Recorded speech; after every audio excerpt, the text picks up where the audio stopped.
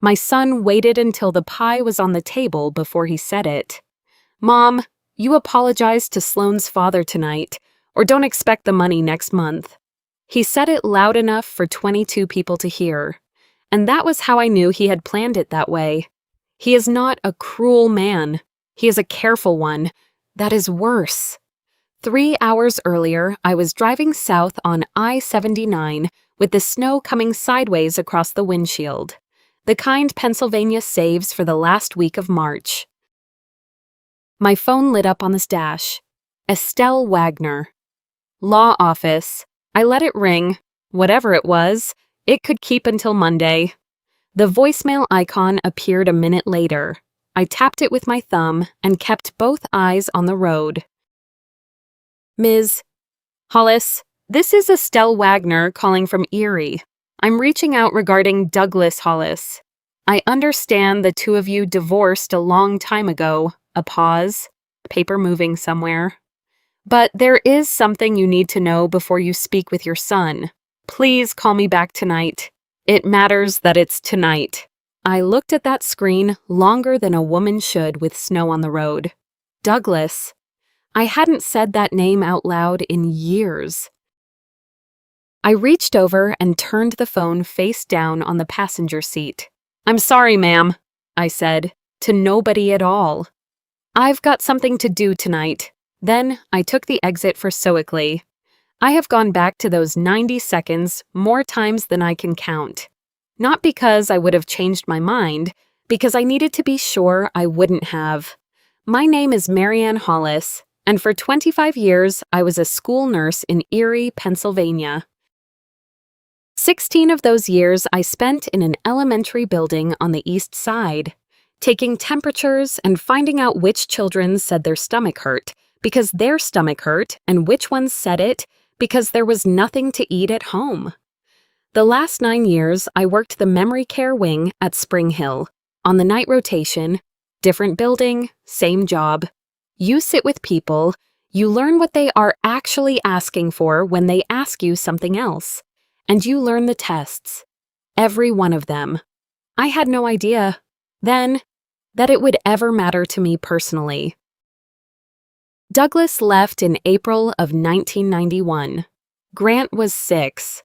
I remember it was April because the lilacs my mother planted in 1978 had just started to come in along the back fence, and I stood at the kitchen window looking at them while he loaded the car, thinking, well, at least those are staying.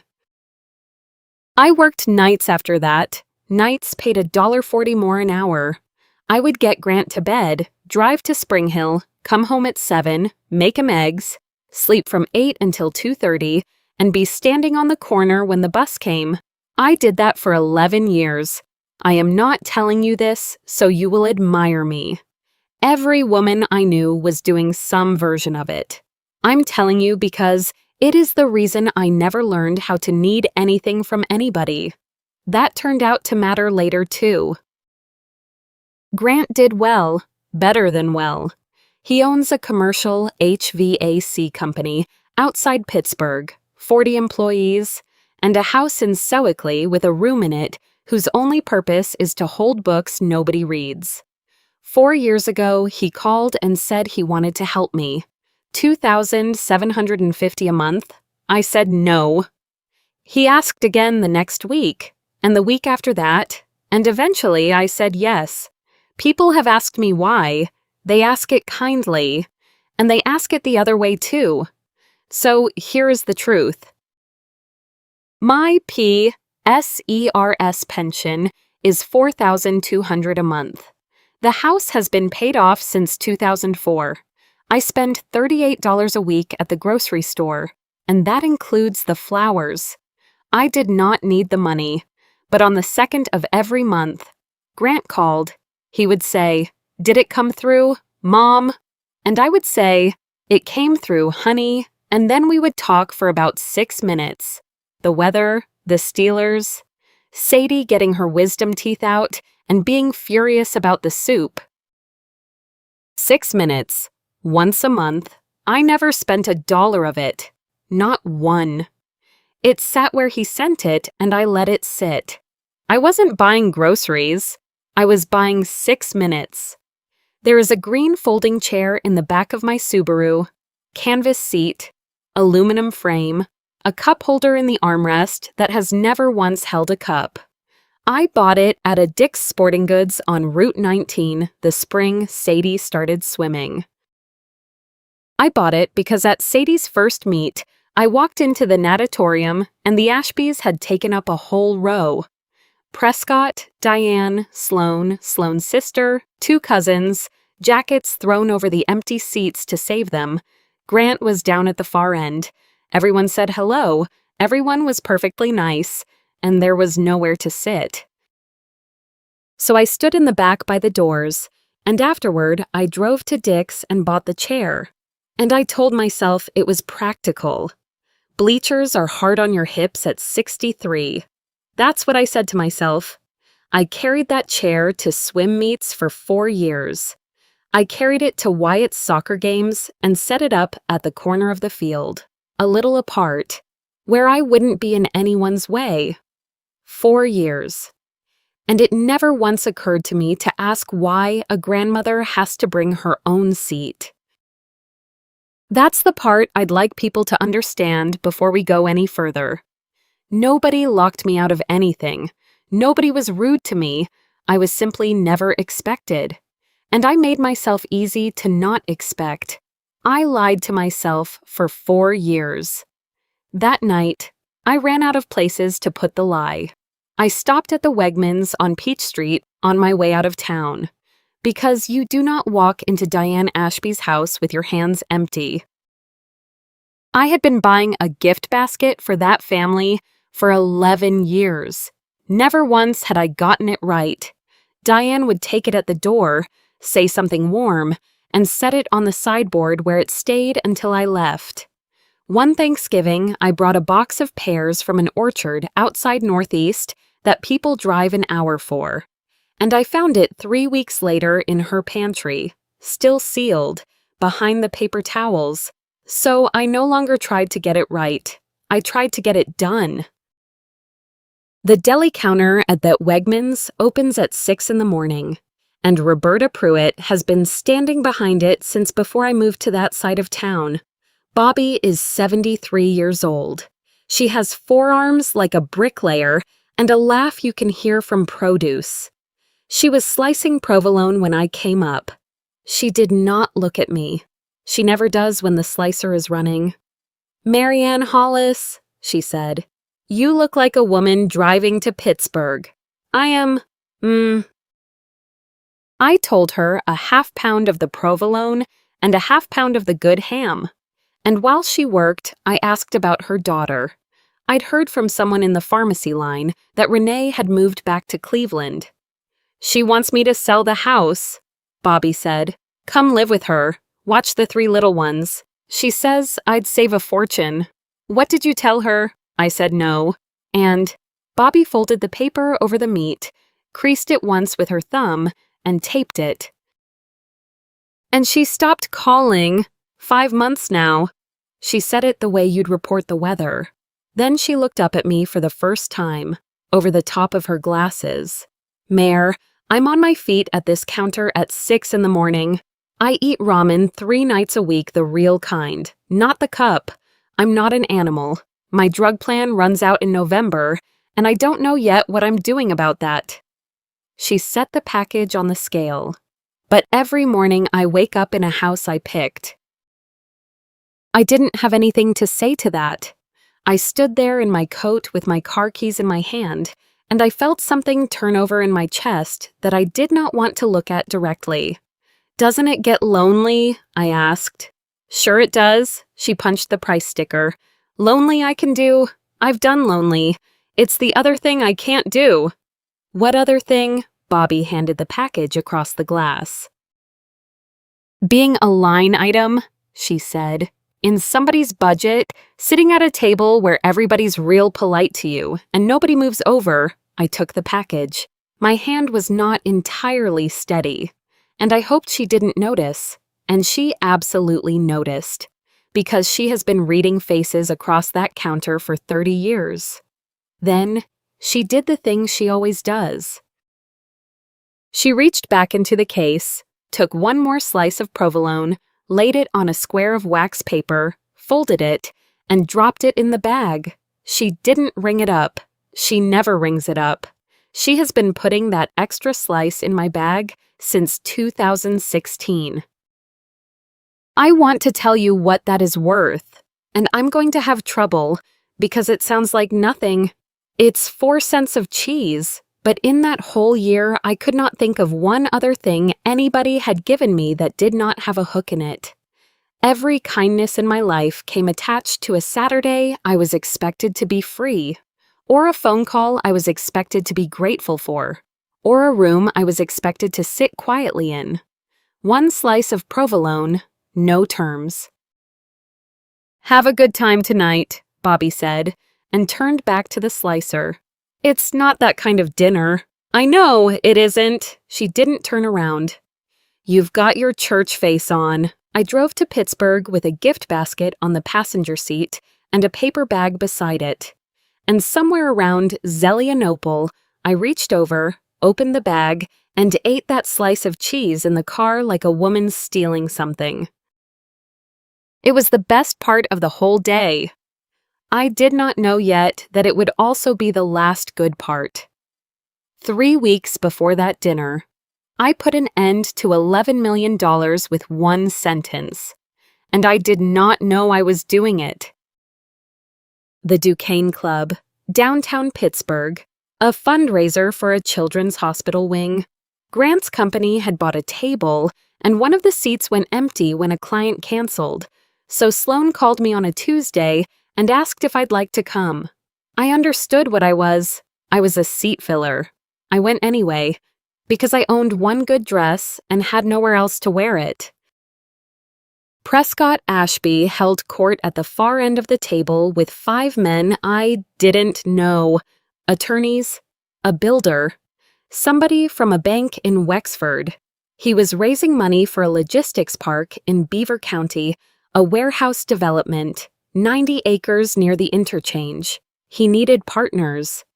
And the way a man proves he deserves your money is by telling you about the last time somebody gave it to him.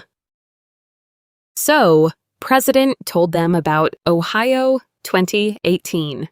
A distribution property outside Youngstown he said he'd bought at the bottom, held for 18 months, and walked away from with a number he let hang in the air a moment before he said it. I want to be clear that I know nothing about commercial real estate. Nothing. I can read a lab panel and take a blood pressure, and that is the end of my expertise. But I knew about Youngstown because of Harold Vance. Harold came onto our unit in 2019 and died there 14 months later. He had been a controller for 31 years, the last 9 of them for the company that owned that Youngstown property. In memory care, you learn that the disease doesn't take everything at once. It takes the last things first. Harold couldn't tell you what he'd eaten at noon, but the ledgers were still in him, clear as a photograph. And on his good afternoons, he talked and I listened, because I was the one who sat down. He told me about Youngstown more than once. He was ashamed of it. He said the receiver came in on a Thursday, so when press finished the story and the banker from Wexford said something admiring, I said one sentence. I said it quietly. I said it the way you'd correct a date. I thought that one went through bankruptcy court. Press smiled and said no. I was thinking of something else. The builder had his phone out already. He wasn't being cruel either, men, like that. Check things the way other people breathe. 30 seconds. He didn't announce it. He just set the phone face down and did not look up. And that was worse than announcing it. And the whole end of the table went quiet in a way that a room full of people cannot repair. I felt sorry for Prez. I want that on the record. I felt sorry for him. 2 of the 5 were out by the end of the week. The Beaver County deal. 11 million died in 9 days. Here is what I didn't learn until later. Grant had put $340,000 of his own money into that project, not the company's, his, and he had personally guaranteed a line of credit against his share, which means he had signed a piece of paper saying that if the thing went down, they could come for his house in Sewickley. 3 nights after the club, he called me. I knew from the first word that something was different. He wasn't angry. Anger I could have worked with. He sounded like a man reading terms off a page. "Prez says he'll put money in and get me clear," he said. "If you apologize in front of the people he needs back."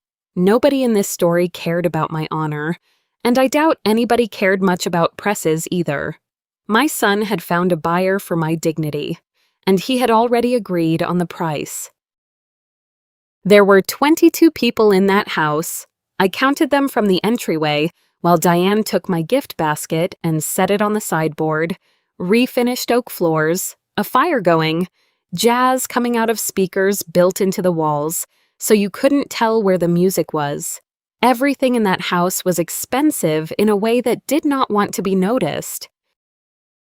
On the wall along the staircase were the photographs: Prescott and Diane in Positano, Prescott and Diane on a boat, Sloane at her wedding, laughing, her father's hand on her shoulder, Sadie at 4 in a Halloween costume, Wyatt as a newborn in a hospital blanket, the Ashbys at Christmas, all of them in the same shade of blue, 20-some frames on that staircase.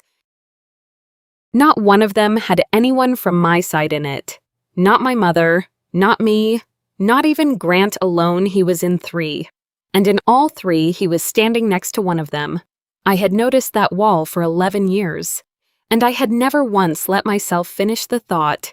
Diane found me in the front room with a glass of wine I hadn't asked for. "Marianne, are you still driving that Subaru?" "I am." "Oh, those things last forever." She said it like a compliment. "Absolutely forever." 20 minutes later, Press came through with a bottle in his hand and stopped. The way a man stops when he's decided in advance to stop. "Retirement treating you all right?" "It's quiet." "I'll bet it is." He topped off somebody's glass. "Especially when somebody else is picking up the bills." 2 women laughed, not loudly.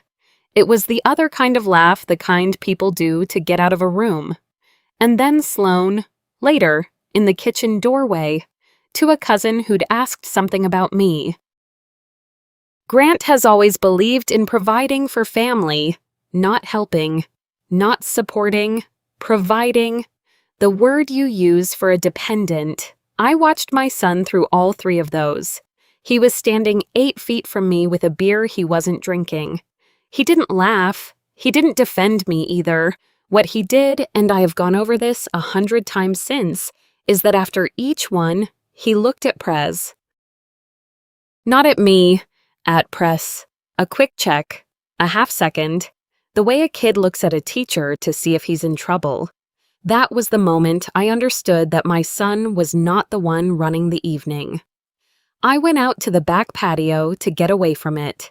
It was cold enough that nobody else was out there, and Sadie was sitting on the bottom step by the pool cover, turning a water polo ball over in her hands. She's 12. She has her grandfather's eyes and doesn't know it. "Grandma?" "Yeah, sweetheart." She didn't look up from the ball. "Does Dad pay you to come see us?" I want to tell you I said something wise. I didn't say anything for a second and a half. "Why would you ask me that?" I heard Mom telling Aunt Nora. She turned the ball over. "She said, she has to come. We're supporting her." Then she looked up at me. "I told Mom that wasn't true. I said you come because you like us." The pool cover moved a little in the wind. Somebody inside laughed at something. "That's right, isn't it, Grandma?" And I could not answer her. I want you to understand what happened to me on that step. It was not anger. I have been angry, and it doesn't feel like that. It was that for 4 years I had told myself a story about 6 minutes on the telephone, and a 12-year-old had just repeated my own arrangement back to me in her mother's words, and asked me to confirm that it wasn't what it was. I put my hand on her hair and I said, "Come on, they're calling us. Mom. That is what I said.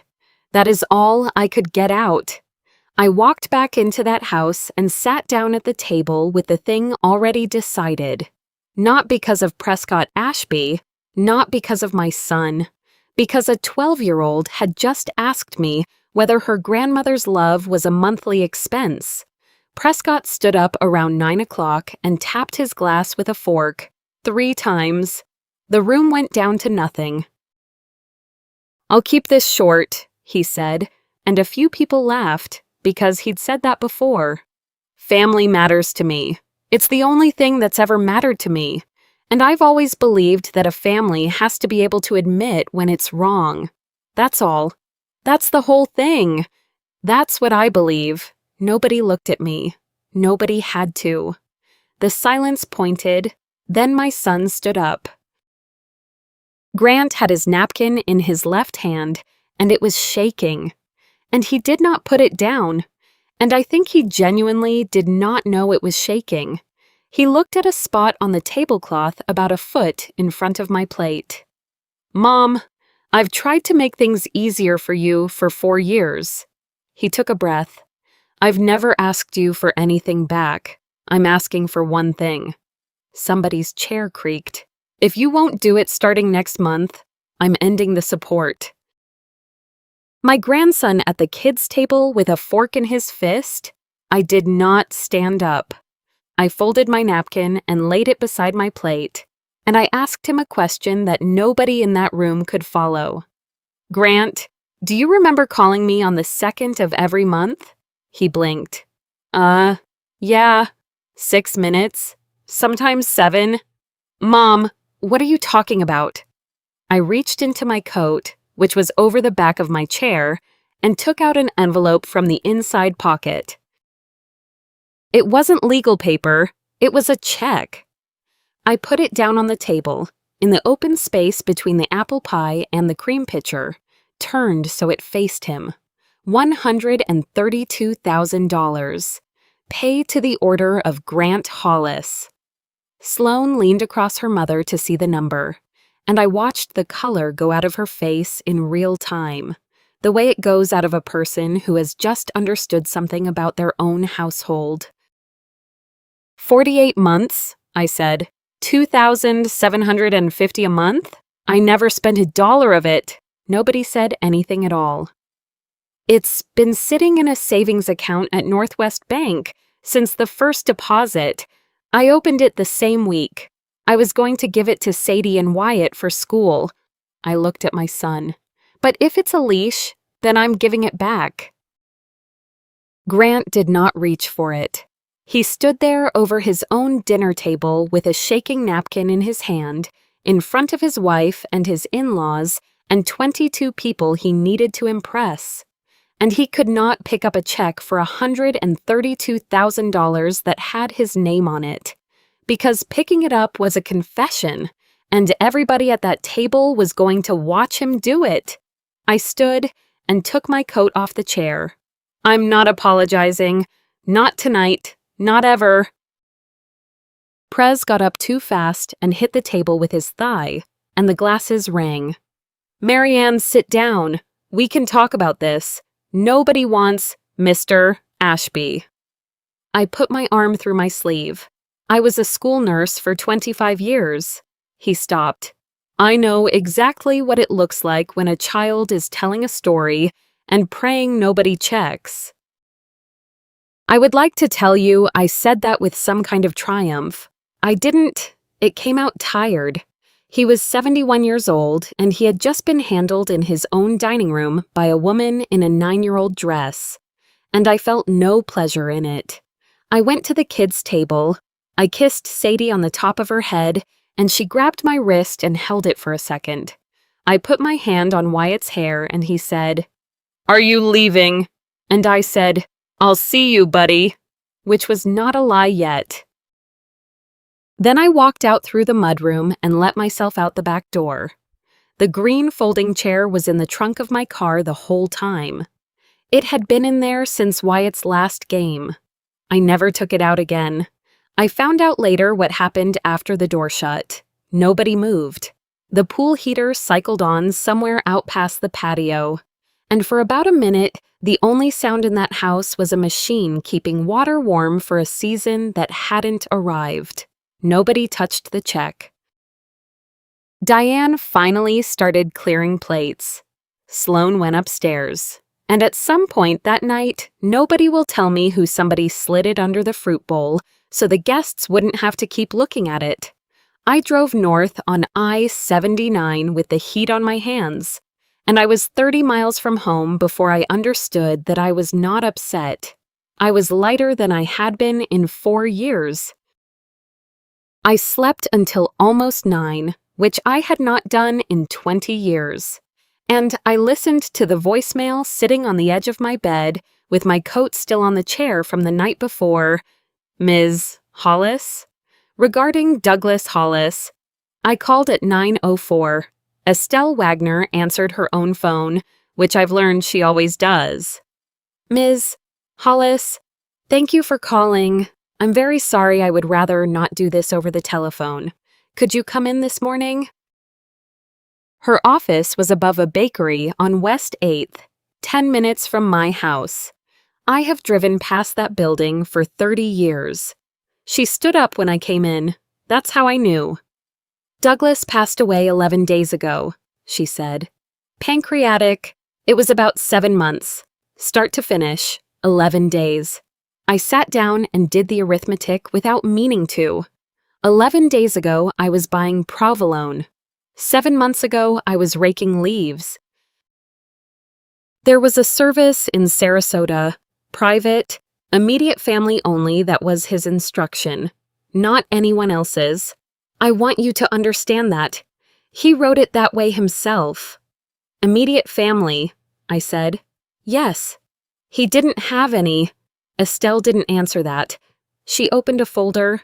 She explained it twice, because she could tell I was only getting half. Douglas had not left a will, or rather he had, but the will was almost empty a pour-over. She called it.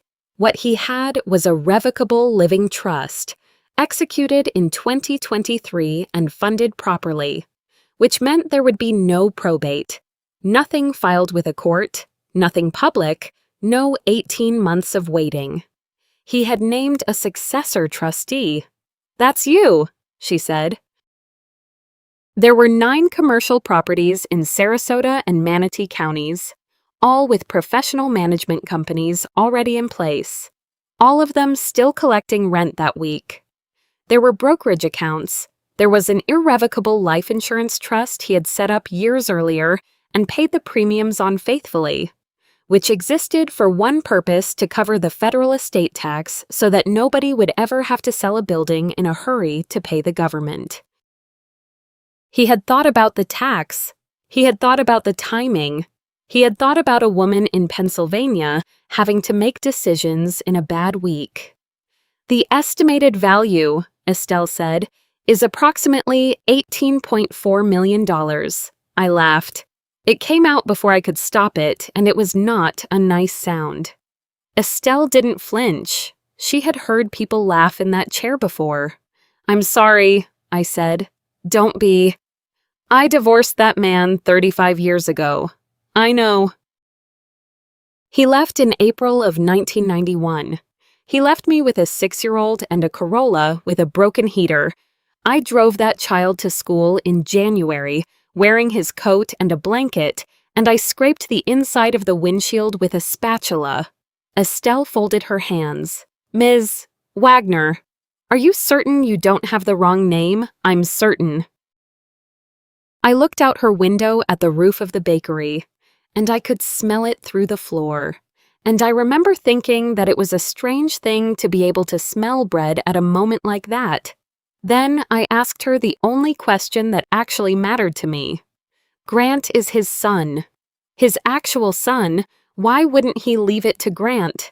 And Estelle Wagner did something I have thought about many times since. She did not answer. She reached into the folder, took out a sealed envelope with my name on it, in handwriting I recognized instantly block capitals. Blue fountain pen, the same hand that used to write Mayor on the outside of grocery lists, and she slid it across the desk toward me. "He wrote you a letter," she said. "His instruction was that I give it to you only after you asked me that question. He knew I'd ask. He said you would ask it first, before anything about the money." She stood and picked up her keys. "I'll go down and get us coffee. Take as long as you need.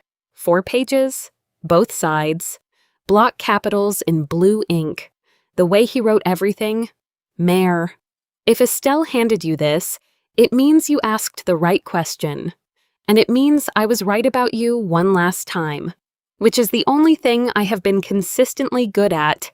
I did not leave it to you because you were poor. You were never poor the way I was poor. In 1991, I told you I needed 3 more years to get stable. Those 3 years turned into 35. I got stable. I just ran out of people to be stable with. I put the page down on Estelle's conference table and looked at the wall for a while. The second page is where he stopped apologizing and started confessing. In 2022, Grant flew down to Sarasota and asked me to invest in his company. I said yes on one condition. Every month he sends his mother $2,750, and every month he calls her.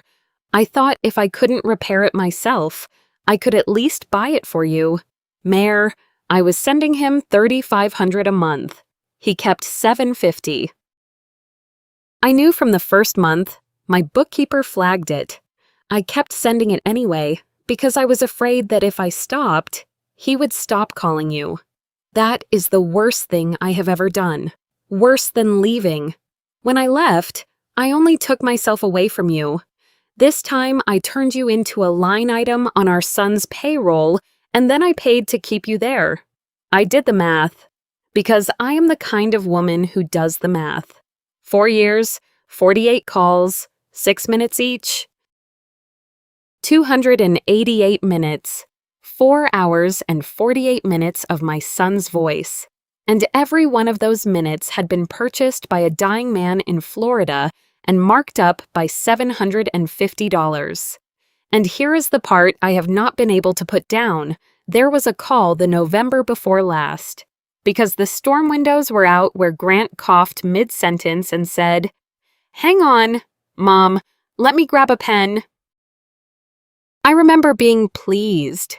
I thought he was writing down somebody's birthday. I thought, my son is the kind of man who writes things down. He was checking a box. That is what took my legs out from under me. Not the $750, not the dinner, not the 22 people, not any of it. It was that for 4 years I had been sitting in my kitchen on the 2nd of the month, waiting for a phone call that was a chore on somebody's list. I want to be honest about something, because there is no point in telling this if I'm not going to be honest. I was not angry at Douglas. I should have been. He knew for 4 years and said nothing. He watched it happen and he financed it. Any reasonable woman would have thrown that letter across the room. But I have sat with hundreds of dying people, and I have learned that at the end, almost nobody is trying to win anything. They are trying to put something down. And what Douglas was doing on those 4 pages was setting down a thing he'd carried since 1991, and he'd waited until he was past the point where I could reject his apology, which was cowardly, and which I understood completely. The 3rd page answered my question. You'll want to know why I cut Grant out. It wasn't punishment. I'm not angry at him. I made him. He grew up watching me choose money over you. He was 6. That's the age where a boy decides what a successful man looks like. And he decided by watching me load a car, he didn't learn it from you. He learned it from the 1 weekend a month he spent with me. And he learned it well. If I leave it to him, I teach him that lesson one more time, from the grave, with interest. You are the only person I have ever known who chose a human being over a number. You did it in 1991 and you have been doing it ever since. And it cost you a great deal and you never once sent me the bill. At least once in my life, I would like my money to go the right direction. Estelle came back with 2 coffees and found me sitting there with my hands flat on the table. Ms. Hollis, are you all right? He knew, I said. The whole time, he knew. Sloane did not stop speaking to me. I had expected that. And I was ready for it. And it never came. What came instead was warmth. It started 9 days after the dinner. A photograph of Wyatt in a cape, then a text every day, nothing heavy. Just the small currency of a daughter-in-law who has decided to be one. Sadie made honor roll. Wyatt lost a tooth. Thinking of you this morning. Then the invitations, dinner on Sunday, then dinner every Sunday, a place set at the end of the table where I had never had a place, and a chair carried in from the study without anybody making a production of it. I sat in that chair 3 times before I understood what it was. And in the 11th week, over pot roast, in the same voice you'd use to mention a dentist. Mom, you should really think about a power of attorney, at your age, just in case something happens. Nobody in that family ever asked me how much Douglas left me. Nobody had to. Prescott Ashby has bought and sold commercial property for 40 years. Property tax records are public in Florida. You can pull them off a county website from your kitchen table. 9 buildings in Sarasota and Manatee. He found 8 of them. Nora told me he did it in about 40 minutes. The physical was Sloane's idea. She said my practice in Erie was fine. Of course it was fine. But there was a wonderful geriatric internal medicine group in Pittsburgh. Very thorough. And they'd had a cancellation. She drove me down herself. She brought me a coffee in the car with the cream already in it. The way I take it, which meant she had asked somebody. The doctor was maybe 40, kind face. He did the blood pressure and the lungs and the reflexes, then sat down on the little stool and pulled a single sheet onto his clipboard. And his voice changed very slightly. I'm going to say 5 words, and I'd like you to repeat them back to me. Face, velvet, church, daisy, red, I repeated them. Now I'd like you to draw me a clock face, put in all the numbers, and set the hands to 10 past 11. I want to explain something. I worked 9 years in memory care. I sat beside that exact test, held people's hands through it, translated it for their children in the hallway afterward 600 times, maybe more. That is the MOCA, the Montreal Cognitive Assessment. Nobody administers a MOCA at a routine physical.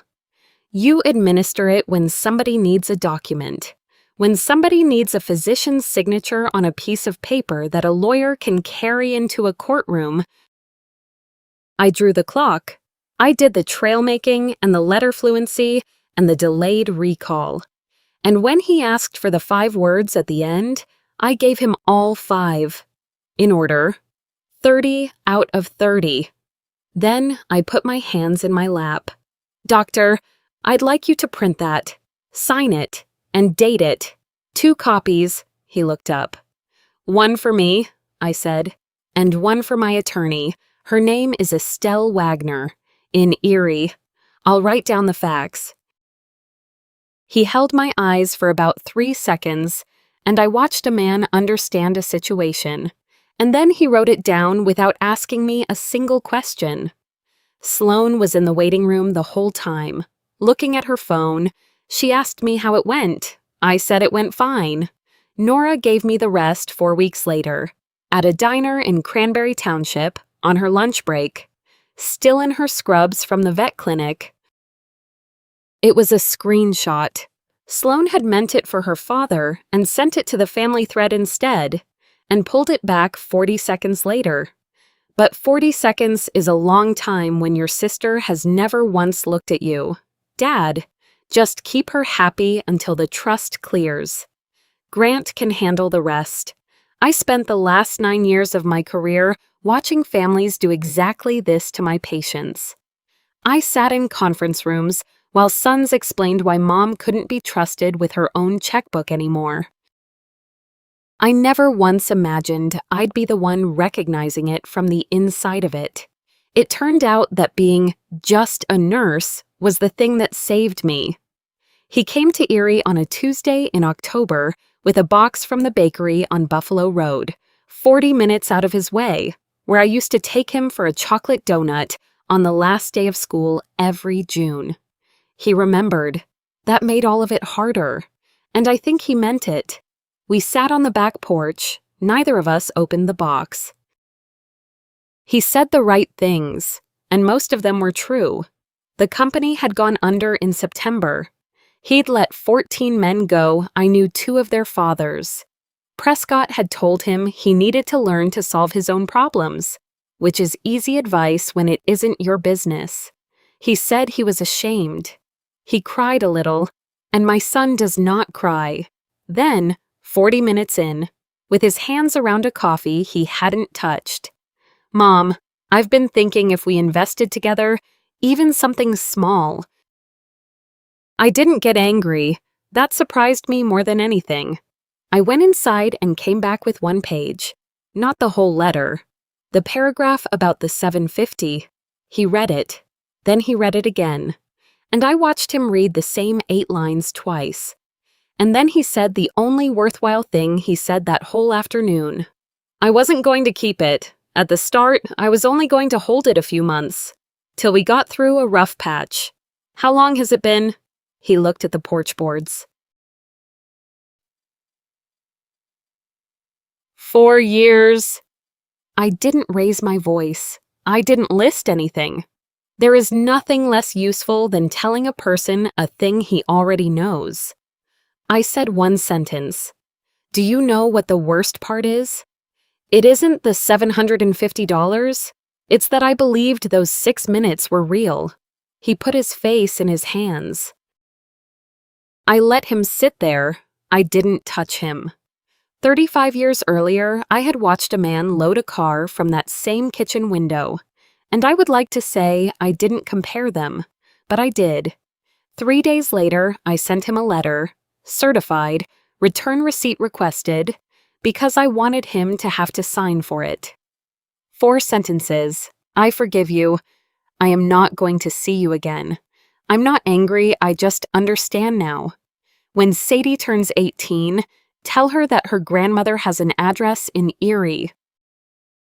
I want to be honest about the cost, because people skip that part. I looked up grandparent visitation in Pennsylvania. I read about Troxel versus Granville, decided in 2000, which held that a fit parent's decisions carry almost absolute weight. A lawyer would have taken my money. I have plenty of money now. I signed it anyway. I set up an education trust for both children that neither of their parents can reach, and I did not tell Grant it exists, because telling him would have handed him something to trade. People told me I should fight for visitation, but I sat in those hallways for 9 years. I know what it does to children. I could not teach my granddaughter that dignity is real by dragging her mother into a courtroom to prove it. Erie, April, the Wegmans on Peach Street, 6:15 in the morning. I still drive the Subaru, 261,000 miles. I went back to work 3 mornings a week in the nurse's office at the high school. I don't take a salary, and nobody there knows what I have. I buy flowers on Tuesdays. Bobby still puts in the extra slice. My mother's lilacs are in the backyard where she planted them in 1978. That's why I never moved. A girl was standing at the deli counter that morning holding an old Christmas card. I'm looking for a Marianne Hollis. This is the only address I have. Bobby set the knife down and didn't say anything. She was 18, taller. She has her grandfather's eyes. My mom said you didn't want to see us. I didn't argue with that. I didn't tell her a single thing about her mother. I said, "Come out to the car with me." I opened the trunk and took out a cardboard box. 72 letters, one a month for 6 years, not one of them mailed. People say my ex-husband left me $18.4 million. He did. But what I actually got was a slice of provolone from a 73-year-old woman who never once asked me what was in my bank account and a box of letters nobody sent. Finally reaching the right address, I was a nurse for 25 years. And I taught those kids one thing wrong. I told them that any wound heals if you take care of it well enough. That isn't true. Some wounds just stop bleeding. And stopping the bleeding is enough to go on living. Thank you for sitting with me today. I want to ask you something, and I'd honestly like to read the answers. If an apology would keep the peace in your family, but you knew you hadn't done anything wrong, would you say it, or would you walk out the door? Tell me in the comments. I read them. And if this made you think about someone, subscribe. There's a new story here every week about ordinary people learning how to say no. Take care of yourself. I'll see you next time.